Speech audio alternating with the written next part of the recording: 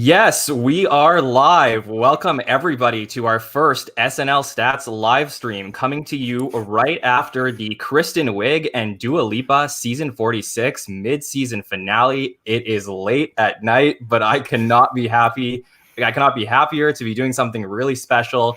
If you are a regular listener to our show, you know that every Tuesday we have our roundtables featuring a variety of personalities breaking down each week of the show. We will be back for a second show this Tuesday with a great panel. If you want to check out any of our previous shows, though, subscribe to SNL Stats on YouTube or any podcatcher to never miss a show.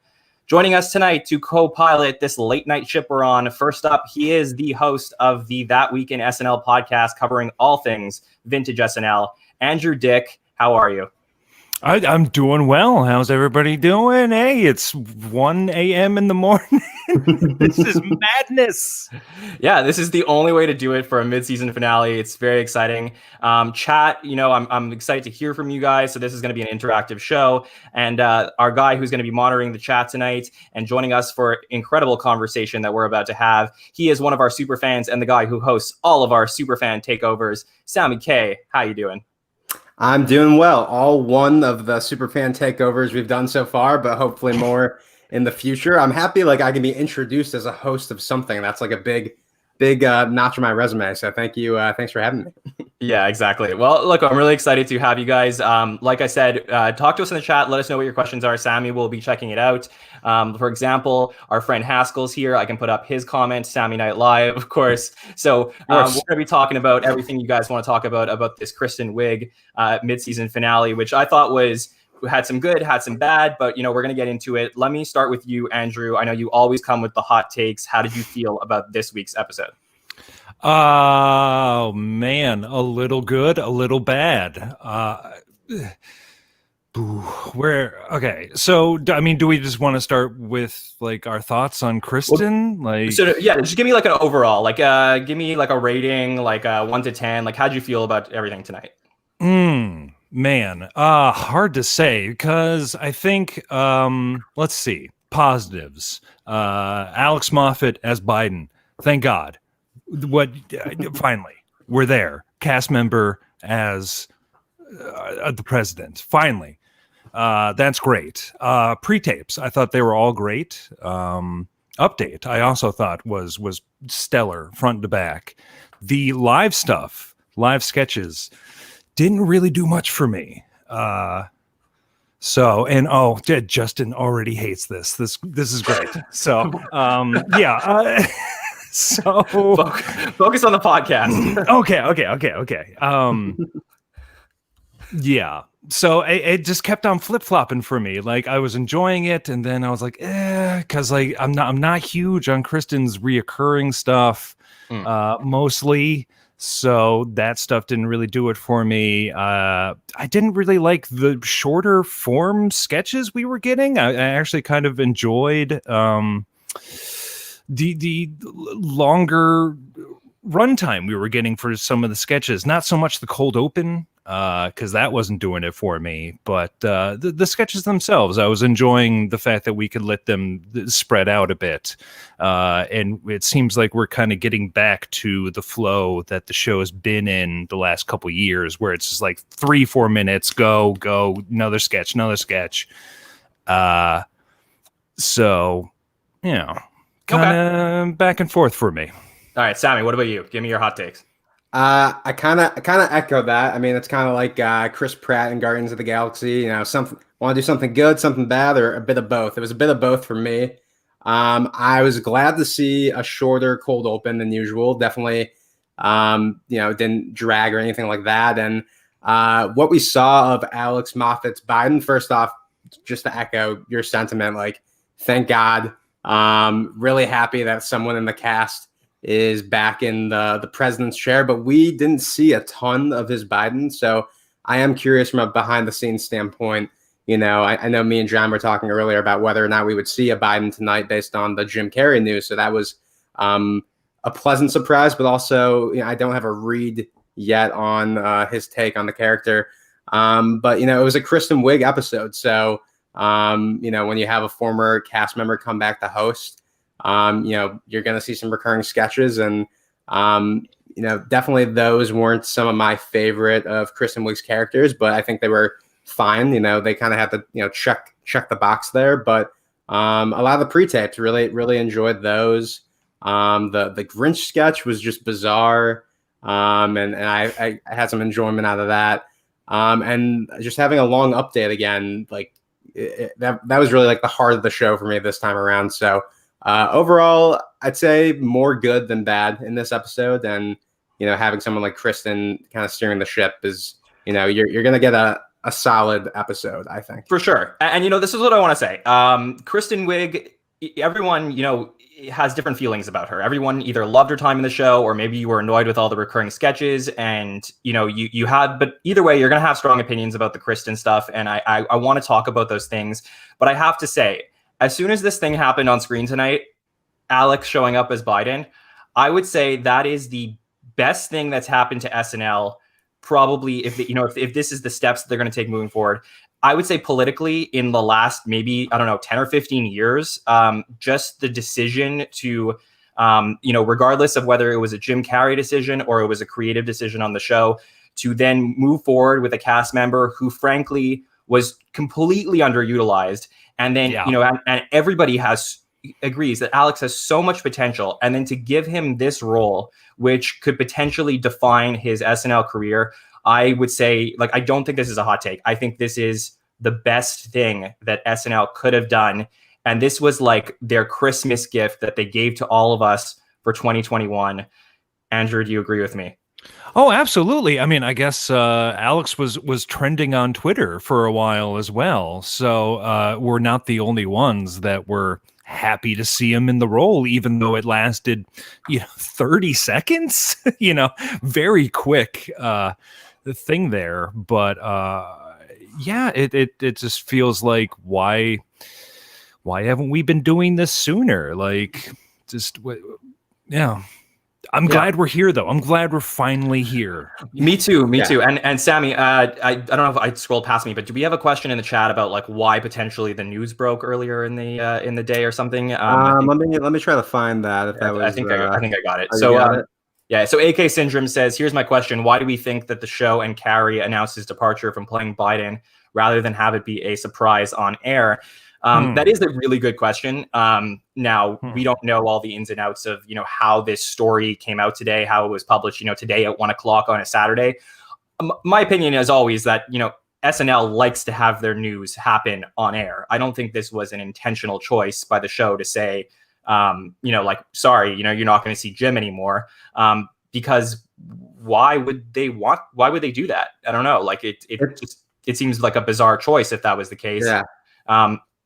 Now, saying that, we had Jesse David Fox on the podcast last week, and he was talking about his conversation with Lauren in the preseason. And part of that conversation was, hey, we're going to bring in Jim to play Biden. That was a big deal. And that was a big announcement on the show's part. So I don't think that the show is suddenly going to put out a press release today and say, hey, we're giving up on this idea. I don't think they have that intention, but I certainly think that the goal of the show tonight was to have this surprise happen on air and for it to be super exciting, and potentially, as long as Alex doesn't screw it up, for this to be the launching point for whatever we're going to see next year. Well, and it seems like they were kind of warming themselves up for it, because the last two cold opens also were cameo free, I think. Yeah. So I think they were testing the waters there of can we do this again? Is this something? Oh, okay, people appreciate this. Now we can go, whole hog. As Joe says, we're slowly weaning ourselves off the cameos. Thank God, because after 4 or 5 years of that, it was just I think everybody was just getting to the point where it's please use your bloated cast. I mean, it's you have the biggest cast you've had in 45 years, and you're still utilizing cameos and stuff, and it feels pointless. It didn't the whole Jim Carrey gambit, I don't think really added anything. I don't think that was anybody's favorite SNL presidential impersonation ever. Maybe possibly for somebody, but I would say largely didn't do much for anybody. So Yeah, and also Sammy, they have 5 weeks now or 4 weeks. Like we're assuming the show comes back, following the inauguration. Even Colin said tonight, like this is the last show with Trump as president. So it's like the show is basically saying, hey, we're coming back on the 23rd of January. You have 4 or 5 weeks now. Nail down whatever this take is that Alex is going to start with, because this is the time, spend this off season or this mid-season break to develop whatever this take is going to be on Biden as we move forward. Well, what I need from SNL is a SNL meta behind the scenes sketch when we come back from the break of the Jim, like a behind the scenes of the Jim Carrey episodes, and Alex Moffat in the background, just like perfecting his own take on the character. It is interesting the way they decided to just kind of pull him out for 30 seconds, be like, "Hi, this is Biden now. We're doing this," and then bring him out. It's very interesting that they didn't do a big kind of coming out party for this new take, because theoretically, unless it ends up being like a tear and kill him situation where they try it for an episode or two and then they move on and maybe they bring Sudeikis in. This is going to be a big thing, as you're saying, for Alex Moffat. I personally, not to get on too much of a tangent, but I'm so sick of SNL and whoa. We're not full stop. I'm sick of these announcements for these cameos and roles being announced in the press. We touched on this a little bit, but I said that when Jim Carrey was first cast, it's like, great. I love finding out my SNL information on a new big cast change from like a press release. And the same thing happened today. It wasn't a press release, but a tweet of not having that surprise. I mean, I think that's part of the show. Has been in its history, and kind of since 2016 with Baldwin, they kind of have made it a big deal doing the promo with Trump in the makeup and Biden in the makeup. So I'm kind of sick of that. Not SNL. I'm sick of that aspect of what the show's been doing recently. Yeah. Yeah, exactly. Anything interesting coming by in the chat? Any questions before we start getting into some of the Wig sketches from tonight? Let's see. You take a look, and then I'll ask Andrew. Is there one particular sketch or pre-tape that you really want to talk about that you're like, okay, this really did it for me tonight? I mean, the Christmas present one was fun. It was kind of like we've been there a little bit before with SNL. Like it didn't really go any places I didn't expect from it, but it was fun enough. The teacher thing I thought was great, because just anything with Ego, like she's just been killing it lately, and I thought she just smashed that role, just banger line after banger line for me. So that was good. And was there a third pre-tape? I'm forgetting now. No, there was only 2 tonight. Okay. There was only supposed to be 2 tonight. Yeah. So those pre-tapes were fine. Like they were very serviceable, I think. But Sammy, I keep seeing like everyone in the chat saying like, is this Kate's last episode? Is this Kate's last episode? Yeah. This was not Kate McKinnon's last episode of SNL. No. Like I thought for a second. Half of the show. Yeah. It wasn't Kate McKinnon's last episode. Are we heading towards this being the Kate McKinnon's last season on the show? Probably, but this is not Kate McKinnon's goodbye to the show. Trust me on that. You would have seen a lot more from her, and potentially the show at least announcing it. I know that she has potentially some commitments that she's filming outside of the show at one point, right. So I would expect some absence from her at some point in 2021, but that does not mean that she's leaving the show. We're going to be seeing her throughout the season, so get that out of your mind, guys. It's okay, well, it was so bizarre that like Cecily returned for just the last episode, and now is gone again, and we still have no 80, 9 episodes in.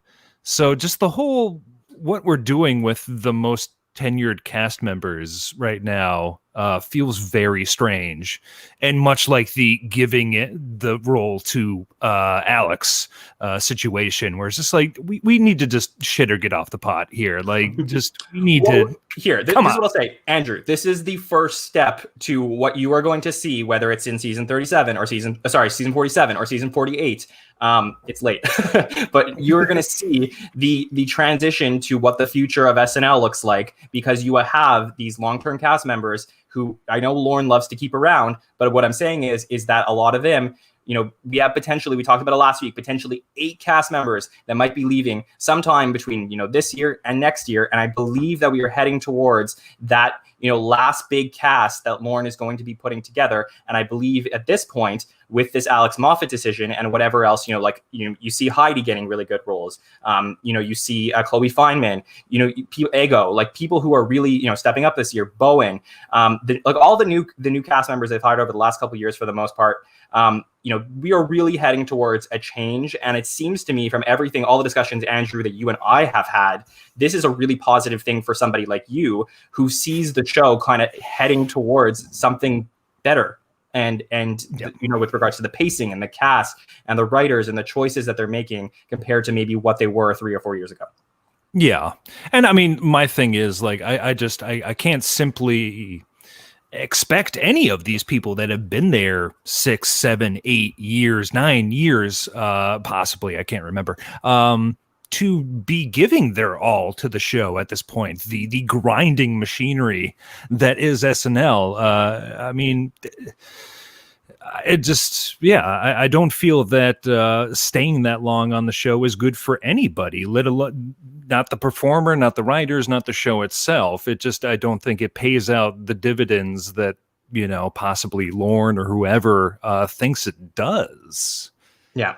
Yeah, and I agree with this comment coming in from AK Syndrome. Kate, Cecily, Adi, and Pete were planning on leaving the show at the end of the last season had it not been for the COVID-19 pandemic. Obviously, we don't 100% know that, but, it makes a lot of sense that they, the way that the season ended last year, they want to have a proper final season, whether that is this season or, sometime next year. Yeah, for sure. Well, look, we have 6 months or whatever. How long till the end of May? I guess 5 months. We have 5 What months. is time? Yeah, what is time? We have 5 months to speculate about all this stuff. I know a lot of people came here to talk a little bit about the show tonight, so let's get into a couple of these sketches. So this is exciting for me because I want to hear what the chat thinks. I want you guys to tell me what you think of some of these sketches, because I know that Sammy, he grew up on SNL in the Kristen Wiig era. This is your era. I mean, it's mine too, but I'm saying I know you love the Kristen Wiig era, and it seems to me like Andrew, a lot of these Kristen recurring sketches don't really do it for you. So let me start with Sammy. Sammy, tell me what you liked. We had Secret Word, we had the Sue surprise lady came back. Were you excited to see these recurring characters? For you at least? It was kind of, it gave me that warm feeling of nostalgia, definitely, of being a fan growing up in that era of SNL. Certainly, Kristen Wiig had so many great characters on the show.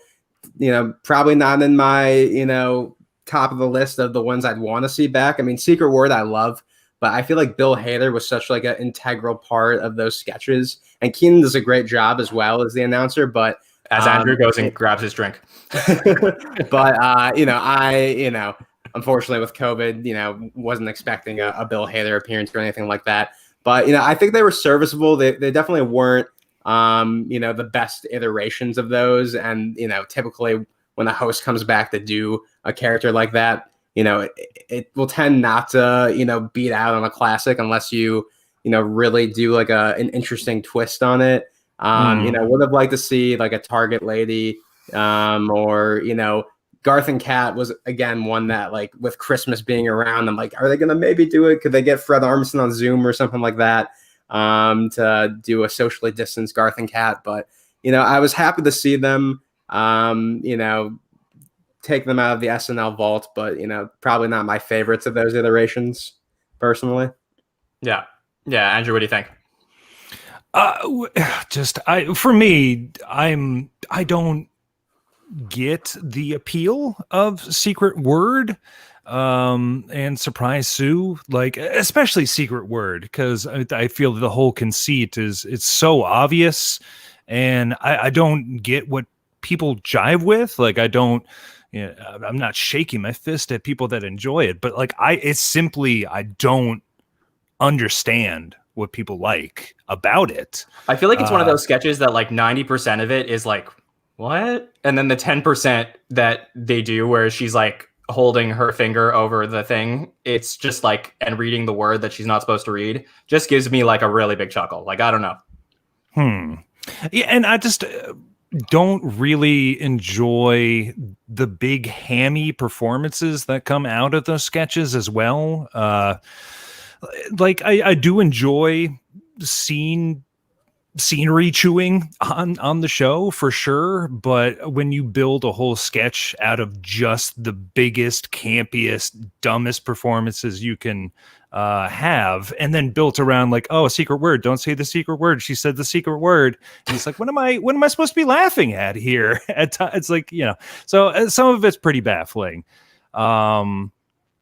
Yeah, but you know what? Sammy's right though. Like the voice, if you go back to any of those old secret word sketches, the voice that Bill Hader does in those sketches makes you feel like you're watching a sketch from the 60s. Like it makes it like a game show from the 60s. Like you're putting on Game Show Network and it's like an old show. And Keenan doesn't do that. Like Keenan is excellent in the game show host role in general because he just has that ability to do the long pause. But it's the voice that Bill Hader does that I feel like you're totally right, Sammy, is like missing from that sketch. Yeah, and I mean, I see some people like maybe comparing it to Celebrity Jeopardy, and just I don't see that because I mean, you could at least get the different celebrity impressions in on it. So I mean, I feel like it's a little bit different. Like just Jeopardy itself as a game show has more to work with as its basis of just the conceit of it's Jeopardy rather than secret word. So I forget where I'm going with here, but yes. Good.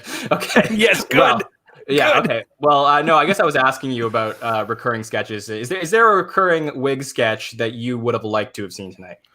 I actually would have liked to see the Target lady.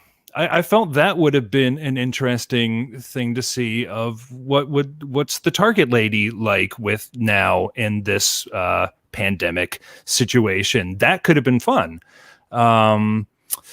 Maybe if we had Sudeikis in the building, another two a-holes could have been fun. And those are basically my two favorite reoccurring stuff. Aunt Pam as well. Is it Aunt Pam? I think it's Aunt Linda. Aunt Linda, yes. Yeah. I always want to. I was gonna say if they hadn't done Bailey, at the movies recently, I could have seen a good Aunt Linda Bailey pairing on Weekend Update because they both, review movies and stuff like that. I think that could have been funny. Yeah, one of these days. But like speaking of reoccurring stuff that did come back this episode, I was overjoyed to see Willie. That's one of my favorites, and it's possibly been 2 years since Keenan has done Willie, so that felt like a personal little Christmas present for me. Of like, oh my God, they're doing it, they're doing Willie, and it was fun. I laughed. I had a great time. It's so great. It's so great, and Weekend Update was so good tonight. It Fantastic.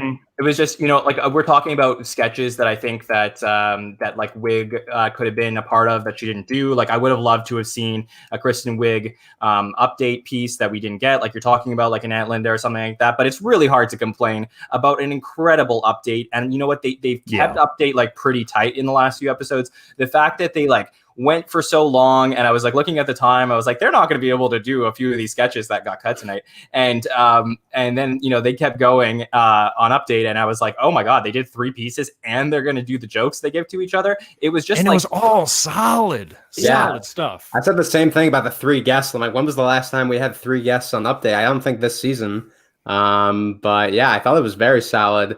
Yes, and Sammy, I couldn't help but think as Chris Red comes on and plays Smokey Robinson, the 2 Jews are going to be on the podcast tonight. But I forgot I was going to wish everybody when we logged on. I hope everyone had a happy Chanukah. Yes, exactly. Past week. Yes, but it was so great to see Willie. I mean, I know it was a surprise for a lot of people to know that Keenan and Chris were back. They were obviously filming Keenan's sitcom, but to him to just show up as Willie, good on you, Willie, for coming back. And I know I'm really excited to have seen that for sure. I do want to talk a little bit about this. I see Joe in the chat asking about his dog Lucius. No mention of Lucius tonight. I know. Hopefully Lucius is okay. Let's talk about he couldn't make a code out of him. That's very true. Let's talk about this Home Alone 2 sketch, which I saw, they were. I couldn't imagine what they were going to do. I thought at first this was one of those things, those sketches where Keenan comes in and he's Reese DeWatt and he does like a classic re-ending to some type of movie. Yeah, cinema classics. Yeah, exactly. So I thought we were heading towards something like that. I think I saw your comments earlier, Andrew, about this one. Maybe you weren't feeling it as much, but first of all, when I saw this, I was thinking, are they going to bring in Piers Morgan to play the Bird Lady? Because that was like the internet's biggest thing in the last few weeks was that if you go back to that movie, Piers Morgan looks exactly like the Bird Lady from Home Alone. Really? I missed that. So that was my first thought. And then when I got past, I don't know if the chat knows about that, but anyways, when I got past that and we were going through the sketch, I could not believe the direction this sketch headed, where basically the Bird Lady kills Marvin Harry. To me, it was great. I don't know. Andrew, what did you think? Well, I'm glad we didn't go with the Trump stuff, because when Home Alone 2 popped up, I was like, oh boy, what are we going to do with Trump here? And thankfully we didn't go that way. But that was another one where I felt the pacing was so quick that it just kind of lost me. Like, it happened and I was like, oh wait, Mikey Day is Daniel Stern. That's kind of fun. Oh wait, now they're dying and the sketch is done. And it just didn't. I needed a longer buildup, I think, to kind of get into the rhythm of the sketch before it kind of hit me with the sudden violence. I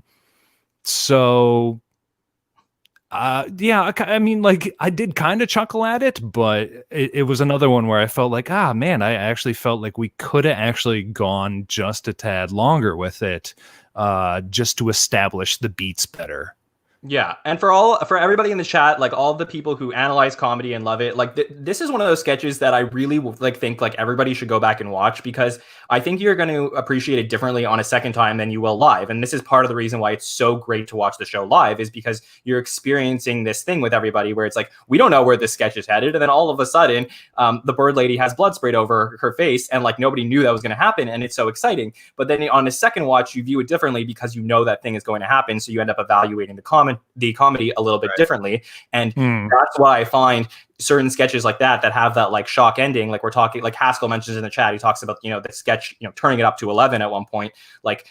These sketches on SNL are what makes SNL great, because we can talk about them and we can analyze them, and people have different viewpoints about them. So I love that we're doing this.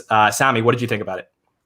Well, it's funny because another comment from College Movie Geek, when they opened up on this sketch, I thought it was going to be on auditions tape, which I used to love all those audition tape sketches from back in the day. The Back to the Future one, Jurassic Park, those are all great. Personally, I didn't love this one either. I think it was a pacing issue for me, because it kind of, had that abrupt ending towards the end where, she kills the guys. I kind of thought this might have worked a little better as a pre-tape, where, I can imagine kind of the music swelling and the audience kind of erupting. It seemed like something that had more of a pre-tape energy for me. I think, John, you're right. Maybe when I go back, knowing where it kind of goes at the end, I might enjoy it a little more, but it just didn't work for me entirely. And maybe, I was just hoping for the auditions tape sketch. I don't know, but and I always appreciate some ultra violence on SNL. Yeah. Don't get me wrong. And somebody brought up Farewell, Mr. Bunting, which I feel is, that is the bar to clear. Yeah. Oh yeah, absolutely. So maybe it was one where doing it live didn't really. It kind of hurt it, maybe. Yeah. Yeah. Yeah, exactly. And yes, and our friend in the chat, JPS Productions, said that there's about 45 to 50 seconds cut from that Home Alone 2 between dress and air. So it would have been interesting to see the dress version too. I know we don't always get to see those things, but interesting, to talk about the pacing that way and stuff like that. This was what I want to do. So Andrew, Sammy, let me know if you have other sketches that you want to talk about from tonight. But like I said, if you're in the chat, please send us some questions because, we're going to go on for probably another half an hour. So let us know if you want us to talk about anything in particular. Like I said, this is an interactive show. So Sammy, just take a look in the chat, see if there's any good questions. And Andrew, let me know what other sketch do you want to talk about? Grinch. What do we feel about that Grinch sketch? So I feel like that was a lot of squeeze for very little juice. yeah, it was interesting. At first, I was double checking. I was like, "Is that Pete?" Like I was trying to figure that out. Like compliments. We always talk about the crew and how hard they work. Compliments to the makeup department. Whether you agree with the direction they went with it or not, I mean, he looked incredible. So. It was just great to do that. But as far as the sketch was concerned, like a little bit of low-hanging fruit, I guess. Putting Pete Davidson in the ridiculous costume has worked at least one other time this season during the Dave Chappelle episode. So for me, just that shock value alone gets me just as a Pete fan. I just love seeing him in ridiculous get-ups like that. I thought it worked as a towards the end of the show, kind of just ridiculous. We don't have a ton of meat here, but I don't know. It kind of worked for me when they were kind of going back and forth about the stuff they overheard at night, and I really enjoyed seeing Chloe and Kyle play siblings. They did it during the pre-tape as well. They their chemistry together isn't something I was expecting would be something I needed, but I love them as a pairing and would really enjoy seeing more of their work together. Yeah, here's a couple weird things that threw me off. Number one, Chloe's nose was not done properly. So if you go back and look at that live show, it's a live show. I know. Whatever. I'm just saying. Second of all, why can't we get Kyle Mooney in a sketch where he's not playing a 5-year-old boy? 90% elf sir or young child. Yeah. Yeah. Yes. Okay, let's take this question. So Joe in the chat says, recently the AV Club called out SNL for adding those preachy, heartwarming endings to pre-tapes. Do those bother you? Do you notice them? Andrew, I know you love your hard-nosed comedies, so how do you feel about these heartwarming endings to pre-tapes? I do feel that the voiceover was unnecessary. I'm glad we didn't throw it to some text about appreciate your mom on the holidays or something, because I do feel we've done that a little bit too much. I felt like that sketch could have just ended, didn't need the voiceover at all. So it didn't really take away from it, but it did seem like we were getting back to a well that was we've been too often. And it did feel kind of a little bit unneeded. Okay. Sammy, anything else we have in the chat? Any questions from our friends? Questions wise, we do have this question about Chloe's nose. I think we Chloe didn't know. Who knows? Yes. Yeah, we noticed that. So she just didn't have a nose at all? No, she had they almost drew a red spot on her nose, but it wasn't it threw me off for a second. I wonder if she was a late addition to the sketch then? Yeah, it's always somebody else was supposed to do it. I don't know. Yeah. Do you guys know the answer to this? Did Pete reference his Grinch impression in an earlier sketch? Maybe Saoirse Ronan episode? I don't know. It's not really ringing a bell for me. College Movie Geek, come back on Tuesday. I'll have an answer for you. Late at night for me for that. But that's definitely a possibility for sure. There is one thing I do want to talk about because I'm allowed to talk about this because this was on Instagram. So I'm not spoiling anything, but there was a sketch that was cut in dress, which I thought was whoa, are they really doing this? But then it was more obvious than I thought it was. This super showcase, which was done on Maya's first time hosting, I guess 9 years ago, where they completely broke and they drove a golf cart through the back set. Just knowing the way that SNL has been with their sketch choices in the last few years, I was pretty surprised that one wasn't in there. What do you think, Andrew?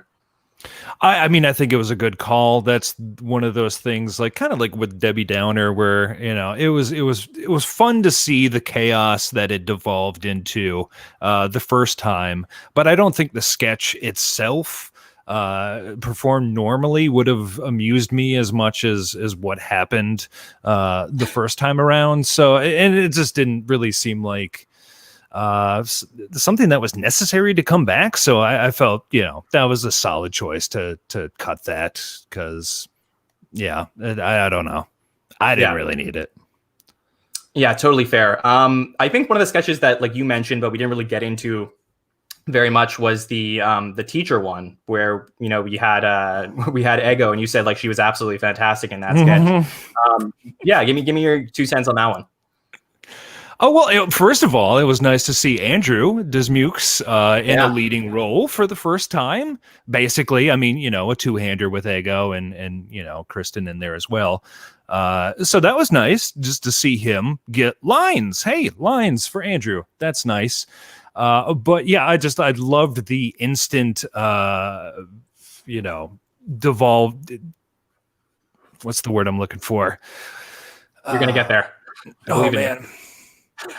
Well, I just like how it's like rejection or what do you? I like how it took. You think you're going somewhere, and then it immediately takes that turn and starts to unravel itself immediately. I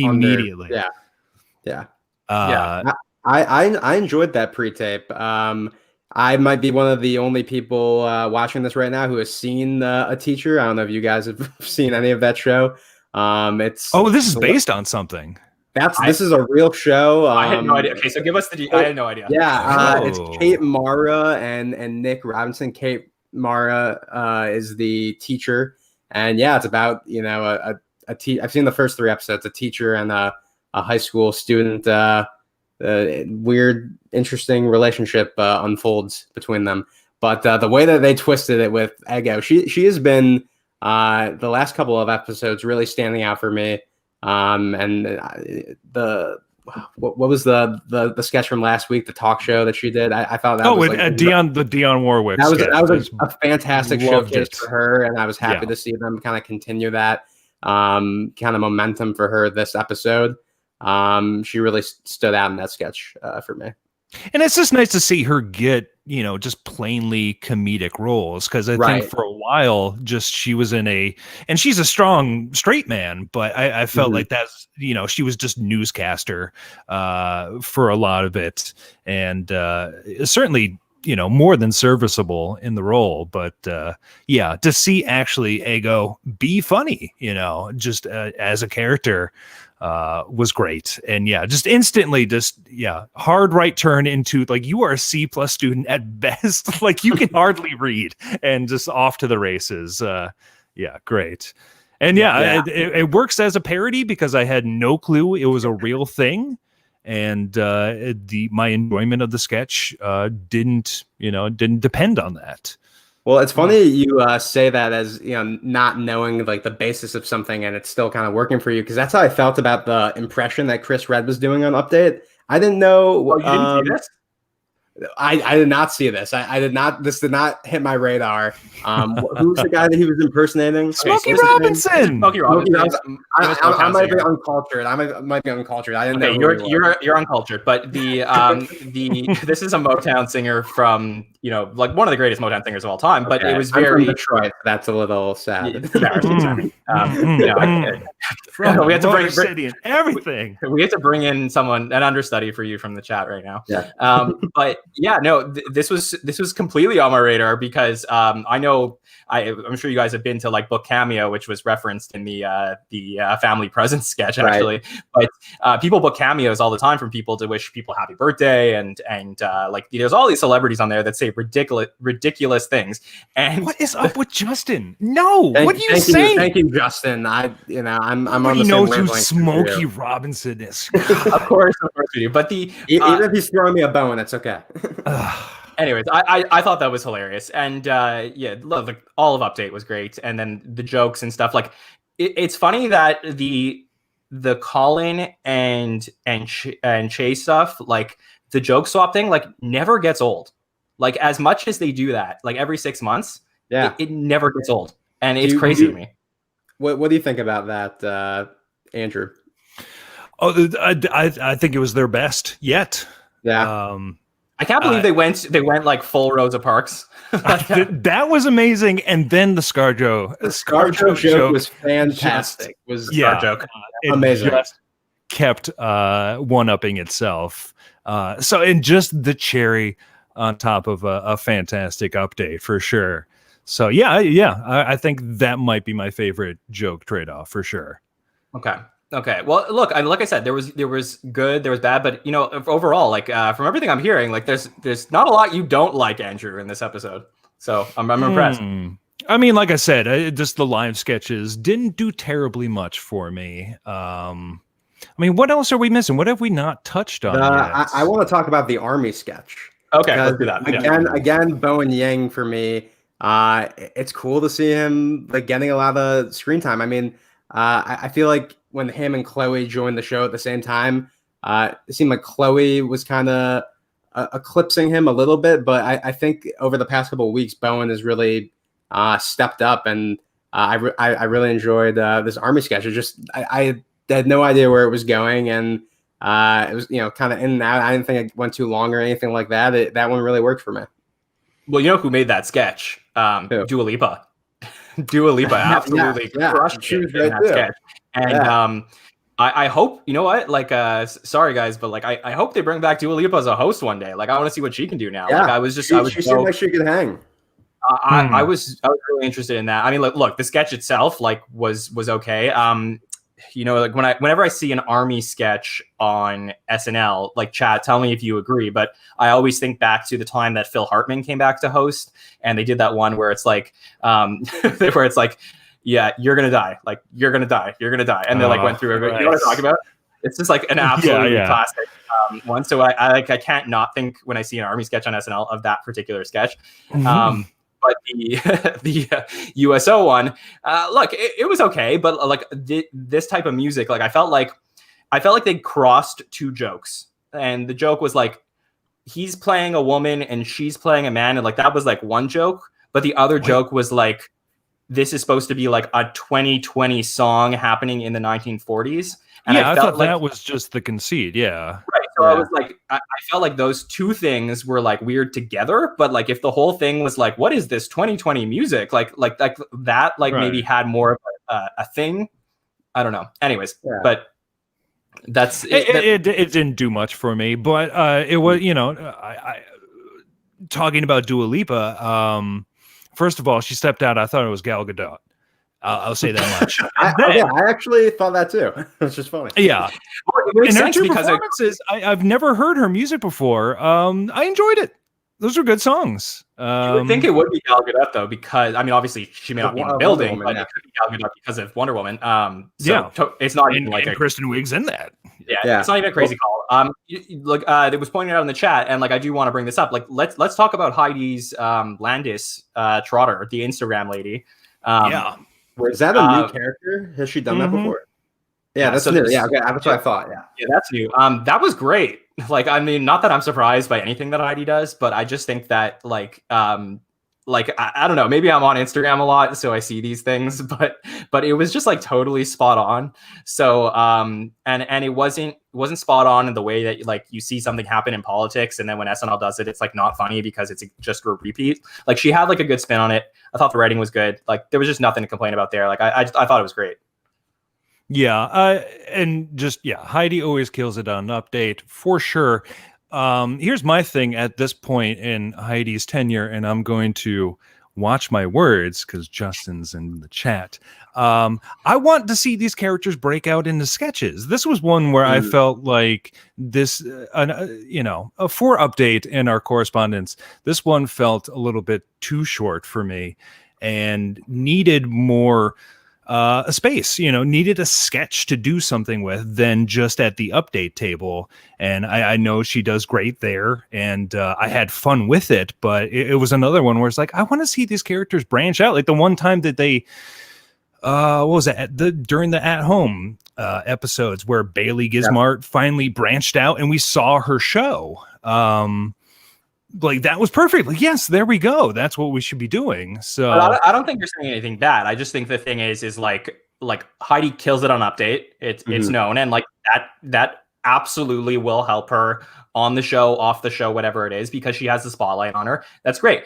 I don't think what you're saying is wrong. Like she could do both things. She can have great stuff on Update, and I hope that also she ends up having these great sketches. What you do have is a host tonight who was known for her characters and sketches and also did great Update work. So it's almost like Kristen is an interesting case study for somebody like Heidi about, like, you know, taking those characters and potentially moving them in and out of Update. So yeah, I mean, it's something to potentially look forward to in 2021. And that's what I want more of. I want more of Heidi in sketches for sure. I think we all want that. I mean, have said on the show, you guys can quote me, that Heidi, she's gonna win an Oscar one day. She commits to her characters. She continues to impress me. I pulled up this comment in the chat. I want to get your guys' take on this. Ever since Seth's Update, every Update character just feels like its own mini sketch. Do you guys have an opinion on this at all, or kind of see what they're saying here? Another comment. Yeah, I need more, but I need more information. In a smaller about that. cast, you could probably stretch those Update bits out into an actual hostless sketches. Okay, so you maybe if it's Ruby, I think what Ruby you're trying to say is basically that maybe Seth was a little bit more involved in the actual writing of the Update characters. Like there was a lot more back and forth potentially there, where you had like a Stefan and Seth is built into this Stefan world, and maybe Seth with Drunk Uncle was built into a little bit more of that. But I certainly think you see that with Colin. So I don't know. Yeah, well, and maybe like I love the ex-porn stars, and certainly they existed as their own sketches, but you could easily see them just doing that at the Update table as well. You know. So, and I don't know if that's good or bad, honestly. And I'm kind of fine with that, utilizing Update in that way, that we can get those breaks where it's just it is like a mini sketch in the middle of Update, and I'm okay with that. Cool. All right. Well, chat, let us know if there's anything else from this particular episode that you want us to talk about. We're obviously going to get into more stuff on our next show that we do this coming week. But let me ask you guys, because I know this is more of a subject I'd like to save for the roundtables, but I am curious. This is the last time I'll be hearing from both of you in 2020 on the podcast. Just give me like a little bit of a summary of, some positive things that happened in the fall of 2020 for SNL that we want to see moving forward into 2021. So, 9 episodes down, we're halfway through the season, probably some more than 9 in 2021. But, tell me something that you really felt like was a good positive step that you want to see moving forward into the new year. Sammy, I'll start with you. Andrew looks like he's thinking. Yeah, I'm thinking. No, that's an interesting question. I think the restraints that they currently have with COVID, not being able to bring people in for, a bit or a cameo or whatever, the way that they kind of have to, as our friend at SNL has a cast, likes to preach, Andrew, SNL has a cast. So I think, and this episode is a big stepping stone in the direction of what a post-Trump SNL is going to look like. And I think, especially in these episodes that have come back since after the break that we had, I think they're really leaning on the cast. I mean, there are people that aren't going to be there because of scheduling conflicts, and that's still something that's a little weird. But I think the featured players are getting a lot more screen time.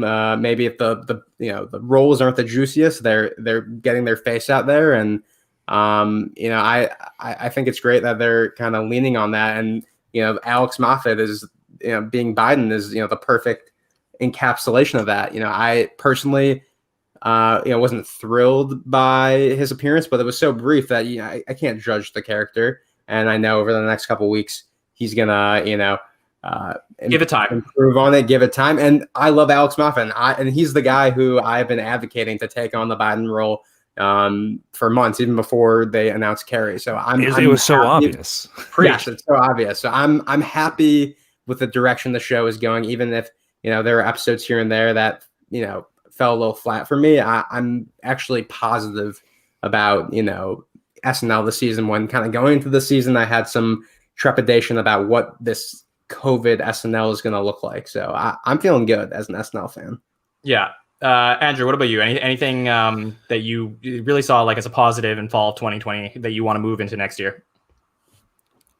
Well, we've been getting more sort of quieter slice of life type of sketches, a little bit more dramatic things, and I always appreciate that because I do want SNL to be doing that. Doesn't have to be every episode, doesn't have to be the entire episode, but I do like the quieter things, and that's kind of why like the Bill Burr and the Issa Rae episodes I think kind of really stood out to me, especially back when that was sort of earlier in the season where I guess COVID protocols really did make them stretch the sketches out.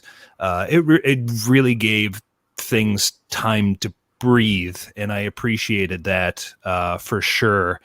And I like that we're getting around finally in this season to maybe finding out what Lauren Holt and Andrew and Punky can kind of bring to the show. I mean, Punky's been sprinkled in throughout the episodes, but still yet to really get a true bead on what she brings. But it does seem like the show is slowly getting back into a better place, generally just utilizing its cast to do the things that they were hired for, and maybe a variety of tone and comedic sensibilities, and that's really what I want. I don't really come specifically for a single cast member or whatever. It's just simply enjoyment of the show. So I think they're building up a basis of just making the show itself fun again and interesting. Yeah, 100%. And, I do want to cover some of these questions before we head out for tonight. But Justin asks here, what's your favorite moment of the first half of the season? And for me, look, the world has been effing crazy in 2020. It is that's, for everybody for a variety of reasons. And it's so nice to have SNL back. It's so comforting. And the fact that it's 2 a.m. and we have 40 people watching us in the chat asking us questions about the show we just watched goes to show you how much people connect with this show. And it's a wonderful show. And the fact that it's been going on for 46 years, we're back. And I really feel like the quality of the show continues to be improving. And they're taking positive steps, including like we said tonight about the Alex and Biden thing, and potentially using. I think it was Haskell who said his biggest takeaway, is that we can lose, one of the best trios of women they've ever had on the show, and still have Heidi, Chloe, and Ego jump in and not miss a beat. We have a lot of positive things to look forward to in SNL as we, head towards the new year and this little bit of a break that we have. I hope we're all feeling, there were some good episodes, there were some not so good episodes. That always happens in any single season, but there's a lot to look forward to with Saturday Night Live. And, that's what makes me excited. So that's my little rant. Before we're done for the night, let's just go through if there's any last questions that I'll just, do some rapid fire to. Oh, and to answer Justin's question, Strolling. Go for it. Yeah, Strolling, the pre-tape. That was my favorite of the season so far. I think that's what jumps out in my memory. I really thought that was their best political satire of the year so far. All right. AK Syndrome says, halfway through season 46, what's your favorite episode to date, guys? Sammy, what's your favorite episode? Give it to me quick. This may be recency bias, but I really liked Chalamet's episode last week. I rewatched it today. I just think he's like the host you bring in that you don't think is going to make a big impression. And wow, he's someone I want to see come back every season, kind of like an Adam Driver in a sense. So it might be a recency thing, but I think Chalamet for me. Yeah. Andrew, what about you? The Chalamet episode was strong. I feel that's probably what the show should look like to appease a wider range of people. But for me, still the Issa Rae, I think, episode is my favorite. But that was very divisive, it seemed. I think because it did seem to lean a lot on quieter pieces for the night. But that really jived with me during that week. So, I think the Chalamet episode is kind of what the nice balance of what they want to go with. Okay, cool. And I do want them to just give more time to the sketches. I don't want to get back to the just blapping out 3-minute sketches again. Like I was liking the extra time. Okay. That's a good point. College Movie Geek says, do you want to see long streaks of back-to-back episodes again, or do you like the 2-ish weeks on, 2-ish weeks off? College Movie Geek, I will let you know there's potentially a chance we could be seeing these long stretch of episodes again. I don't know. I'm sure things are still TBD as we move forward. What do you think, Sammy? Do you want to see these long stretches of episodes going 6 or potentially 5 in a row? Or well, I was shaking my head there in a negative sense. I kind of get why they did it at the beginning of the season because of the way with the election cycle you needed to do it. But I personally thought these last 3 episodes having 3 back-to-back is kind of for me the max I typically want. And if you had asked me before this season and you told me they were going to do 6 in a row, I probably would have been like pretty excited. But then I remember, oh yeah, when SNL does 4 in a row, they can kind of get tapped out a little bit, and I don't blame them. I mean, it's a live show. You're working nonstop for 4 weeks straight. So I personally would not want that, but you know, they gotta do what they gotta do. Yeah, no, and I don't know why it would be necessary in the next year to do another big block of episodes. Maybe they know, I don't know what's going on behind the scenes. Maybe they know something I don't in terms of scheduling or whatever.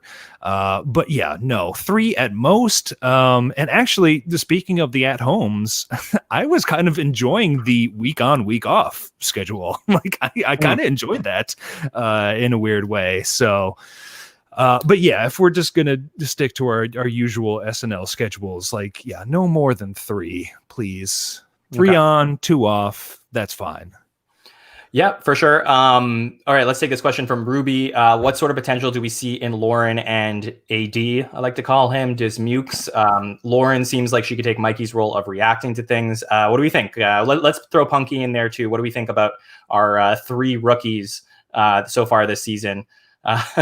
So Andrew, what about you?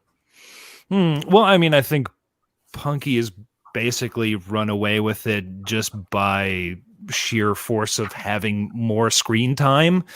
Mostly, I don't know what they're going to bring still yet. I mean, like, I think people are still confusing Lauren with 80, and it's hard to blame them. So I think she, more than anybody, probably needs something to really differentiate herself right now, like to really say, this is who I'm Lauren Holt, not 80. So we should probably be doing that. And again, this episode we're getting there with Andrew. I still don't know what he's going to be bringing, which was strange. I mean, he's an ascended writer, wrote on the show for a couple of years, and now they brought him into the cast. And, I am still kind of, I'm not like, you shouldn't have hired this guy, but I am sort of wondering, like, but why? Like, like I can only wonder why right now, because, is this just going to be another time where we just hire, like a Mike O'Brien, where it's just like, oh yeah, now you're, oh wait, forget it, and I don't want to see that again. So right, like a Tim Robinson kind of thing. Yeah, and I felt like Tim did well, but he did well, yeah, for sure. It so rarely works. I think only Mikey is the only one that really hit the ground running with that. That type of so many years of Sudeikis, I would say, would be the one that I would compare. That I would say would probably would be that person that would transition really easily from a writer to a performer. Sammy, why don't you take this question? Who would you like to see host in 2021? I know you're tapped into all the movies, TV shows, everything coming out. Anybody that you would you gave us a Chappelle prediction earlier in the season, right? So anybody you think, chat, if you have any ideas for anyone you would like to see host in 2021, put it in the chat right now. We'll bring some of those up as we slowly close our episode for tonight. So I said this because of Mandalorian, and then I said this because of Wonder Woman 1984. Pedro Pascal, he, seems like someone who you wouldn't expect to be super funny, but I don't know if you guys are community fans, but they did a table read earlier on in the quarantine situation where he was part of the table read, and I thought he was hilarious. So I would love to see him host, especially. Well, and January is always weirdo character actor month. So, right. That's when Adam Driver, I think, hosted for the first time. Mm-hmm. So yeah, Pedro Pascal a fine time. My choice. Yeah. Anybody for you, Andrew, that you would like to see host in 2021? I mean, I'm looking at the chat here. I have heard a lot about Patton. People wanted Patton as Bill Burr, and I was like, no, thank you. But if Patton wants to host, that'd be great. So Patton's fine. I am not really hooked into modern culture, so I really don't have anybody that stands out right now. I'm gonna vote for somebody that's like completely off the but I just know that this person would kill it. Stephen Amell, I think would be an excellent SNL host. So interesting. Bob Moynihan, yes. Let's bring back Bobby. Yeah, this is something I need. Bobby is one of my favorite cast members ever. So absolutely. If they could do that. Yeah, all right, so let's so we got some interesting ideas. Thank you, Darren, for this one. That's definitely that could be a good one. Okay, so guys, it's almost 2:15 in the morning. This was really exciting to do. I'm really thrilled about being able to break down the episode with you guys in this way. I thought it was fun, so hopefully the chat did too, and we can do this again. It's not going to be an every week thing. This is going to be like maybe a few times a season, but if people like it, I'm happy to find a way to do this some more. We have, like I said, a rotating panel of contributors that contribute to our show, so we can get some different people in. Baby Yoda potentially hosting in 2021. Kyle is Baby Yoda. Yeah, just Kyle in character for the entire episode. Yeah, exactly. Okay, so before I wrap up, Andrew, plug whatever you want to plug. Go ahead. Ooh-wee. Well, vintage SNL podcast, that's what I have. It's called That Week in SNL. We just did our holiday episode covering the Jack Black, Neil Young episode from, 2005? That's the episode with the Lazy Sunday, Christmas Time for the Jews, the Spelling Bee sketch with Will Forte. We did that with John from fellow SNL podcast, SNL After Party. So we did that. Darren's in the chat too. We just had him on the show to talk about the first John Goodman episode. So yeah, always talking about vintage SNL episodes over at our podcast. We're also on Twitter, annoying Justin with our takes. And always having fun. Love SNL. Yes, for sure. Sammy, where can people reach out to you? That's Sammy Kay. Yes, that's Sammy Kay on Twitter. You can see me do some very dumb jokes on Twitter. And see me on this show. If you haven't checked out the Superfan Takeover episode that we did a couple weeks back, please check it out. It was a lot of fun. I had a bunch of games planned for that episode that we did not get to. So hopefully, in the near future, we can do another one of those and you'll join us. Yeah, expect one of those in the next few weeks during our off weeks. And like I said, but before we get to the off week, everybody come back on Tuesday. Check out our show that we have. We are doing a very special roundtable. We covered a little bit more sketch by sketch tonight, but we always like to do a little bit of a more macro look, get into the stats, talk about the state of the union of SNL and everything we have moving forward to 2021. We have a great panel. I don't usually announce the panel just in case there's some changes, but I think we should be good because we got some really interesting people coming with us. We got Dave Buckman, who was with us for a couple shows at the beginning of the year. We have Rich Tackenberg, always one of my favorite SNL commentators, and we have Mike Bloom joining us, who has done many SNL podcasts and other podcasts. He does a Lost podcast rewatch right now, and different podcasts covering Survivor, Big Brother, Amazing Race. So he is an excellent podcaster joining us. So join us on Tuesday for Dave Buckman, Rich Tackenberg, and Mike Bloom, where we're going to have a lot of fun talking about our mid-season finale. So thank you all so much for joining us. Thank you to everybody in the chat. I hope we didn't keep you up too late, but if you missed this, you can always, we're going to put the audio up tomorrow to check it out. So thank you all for joining us. Have a great week ahead. We will see you soon. Thanks, guys. Bye, y'all. Yeah.